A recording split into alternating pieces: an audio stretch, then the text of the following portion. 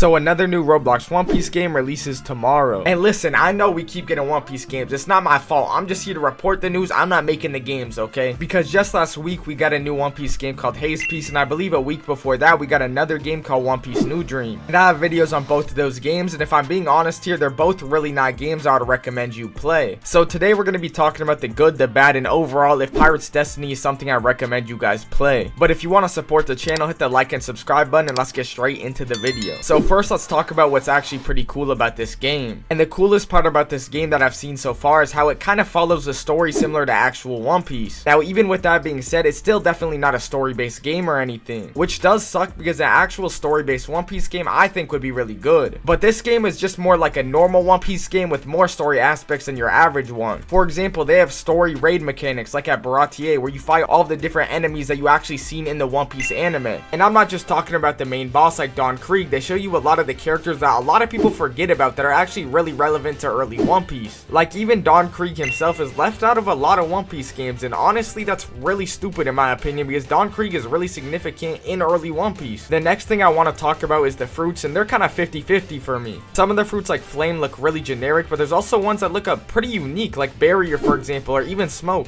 The Barrier fruit has a grab move, which is like this barrier hand that comes out and grabs your opponent, and it has a surf move, and they're both pretty cool. And I also want to mention that the Light fruit actually has a sword, and I've been a big advocate for Light having a sword. But what I did notice is when they do add some unique moves, they remove a lot of the basic moves. For example, Light does have some light sword moves, but it loses out on some of the basic moves like Mirror Kick, and I feel like a lot of people are gonna have a problem with that. And also in general, I don't think there's that many fruits. I believe there's like 10 in total, but a few of them are like common fruits with only like 1 or 2 moves. So because of that, things like build variety and whatnot are definitely gonna struggle. And if I'm being honest, unfortunately, that's where most of the positives end. Y'all know I keep it 100% real, and the main separator between this game and your average typical One Piece game is really just the raid system. Like obviously that's not the only difference, there is other minor differences. Like for example, the game does walk you through everything off spawn really well, and it makes it really easy to play the game, very beginner friendly I would say. Like they even have a map, which is really rare for One Piece games to have a map. And there seems to be about 11 islands total, and I've only played 4 myself, so there definitely is room for things that I personally didn't experience. But in general, every island since Starter Island seemed to get more and more bandit beaty every time. It felt like they at least tried to give more unique quests towards the start, and they kind of gave up midway through, or at least that's where it feels where I'm at currently. And also the combat in this game is mid at best. There's no M2, there's really no combat system, it's just a hit stun I guess, like normal basic hit stun. There's also a block bar or posture system, so I guess that's kind of cool. I just seen this game get called the Rail Seas Killer by Dizzle. I assume people were telling him it's the Rail Seas Killer, and I'm gonna be so real here. If this game somehow killed Rail Seas, I would literally go butt booty ass naked, make an OnlyFans, set it for free price so y'all can all have it I guess, and because I promise you this game is not killing no Rail Seas. Like it's definitely not the worst project I've seen released this year, but in general the game still feels relatively unpolished for a game that's about to release. I ran into a lot of bugs, and a lot of them being game breaking. Like I ran into multiple game breaking bugs, and the game is about to release. For example, I was fighting the buggy boss, which you need to fight to progress in the game, and for some reason he thought it was cooler to be in the wall than fight me because he got bugged in the wall, and then he became immortal too.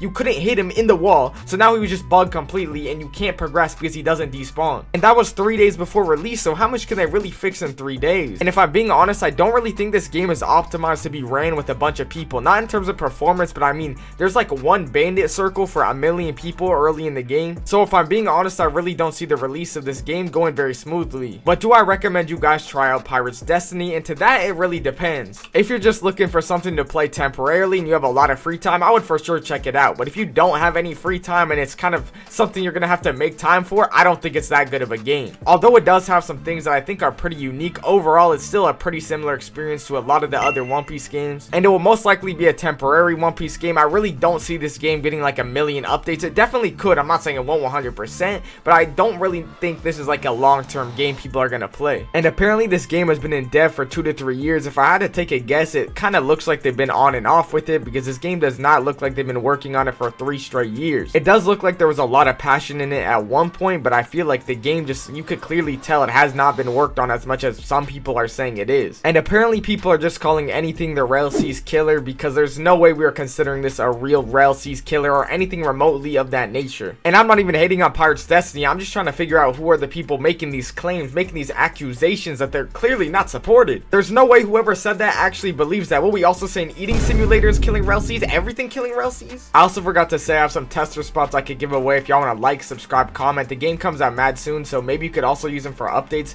I'm not exactly sure, but I'll make sure to do some of those in the Discord if y'all want to join there as well. Thank y'all. Love y'all. Later. Life. There's Roblox.